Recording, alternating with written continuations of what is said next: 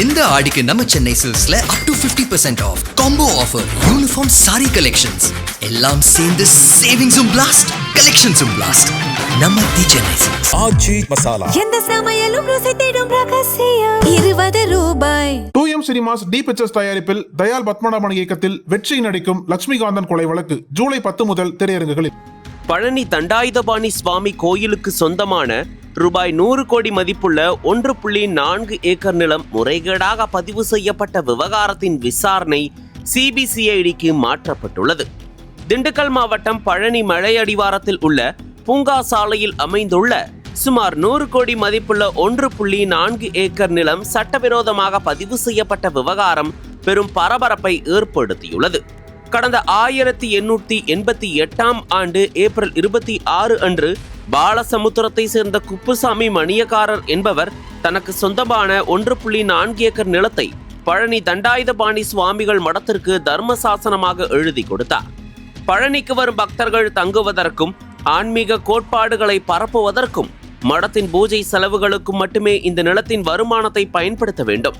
இந்த சொத்தை எவருக்கும் விற்கவோ அல்லது கைமாற்றவோ யாருக்கும் உரிமை இல்லை என தர்ம சாசனத்தில் தெளிவாக குறிப்பிடப்பட்டிருந்தது. காலப்போக்கில் இந்த நிலம் தனிநபர்களின் ஆக்கிரமிப்புக்கு உள்ளானது.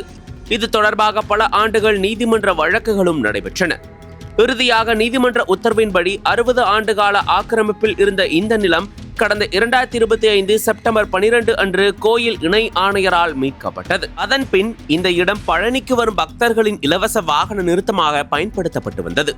நிலத்தை இழந்த தனிநபர்கள் நிலுவையில் உள்ள பழைய வழக்குகளை மறைத்து தங்களுக்கு சாதகமாக ஒரு தனி நீதிபதியின் உத்தரவை பெற்றுள்ளனர். அந்த உத்தரவை ஆவணமாக காட்டி 2026 ஜூலை 6 அன்று ₹100 கோடி மதிப்புள்ள நிலத்தை வெறும் ₹2 கோடிக்கு வெள்ளையதுறை மற்றும் சேதுபதி ஆகிய 2 நபர்களுக்கு கிரயம் செய்து போலி பதிவு நடத்தியுள்ளனர். பழனி சார் பதிவாளர் விடுமுறையில் இருந்த தருணத்தை பயன்படுத்தி கொடைக்கானல் சார் பதிவாளராக இருந்த ஜஸ்டின் மணிகண்டன் என்பவருக்கு பழனி சார் பதிவாளர் அலுவலகத்தின் கூடுதல் பொறுப்பு வழங்கப்பட்டது. அவர் பொறுப்பேற்ற ஒரே நாளில் கோயில் நிர்வாகத்தின் தொடர் எச்சரிக்கைகளையும் தடையாணை கடிதங்களையும் புறந்தள்ளிவிட்டு இந்த முறைகேடான பதிவை அவசரமாக முடித்துள்ளார். இந்த விவகாரம் பூதகரமானதை அடுத்து சார் பதிவாளர் ஜஸ்டின் மணிகண்டன் தற்காலிக பணி நீக்கம் செய்யப்பட்டுள்ளார்.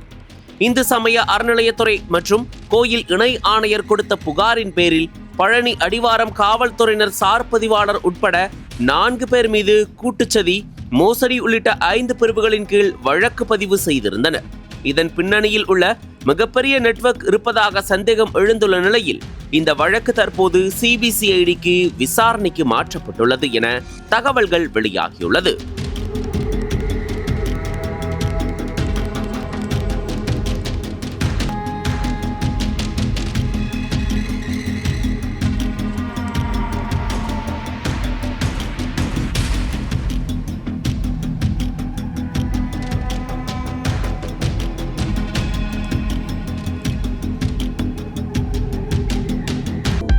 அனல் பறக்கும் செய்திகளை அப்டேட் செய்து கொள்ள நக்கீரன் களத்தை இப்பவே சப்ஸ்கிரைப் பண்ணுங்க.